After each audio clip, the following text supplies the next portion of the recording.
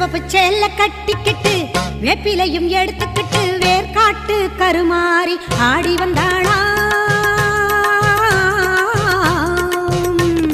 சவப்பு சேல கட்டிக்கிட்டு வேப்பிலையும் எடுத்துக்கிட்டு வேர்காட்டு கருமாறி ஆடி வந்தாளாம். அவள் விருப்புடனே தொழுபவரின் வினைகளையே ஓட வைத்து பொறுப்புடனே நம்மை காக்க ஆடி வந்தாளா.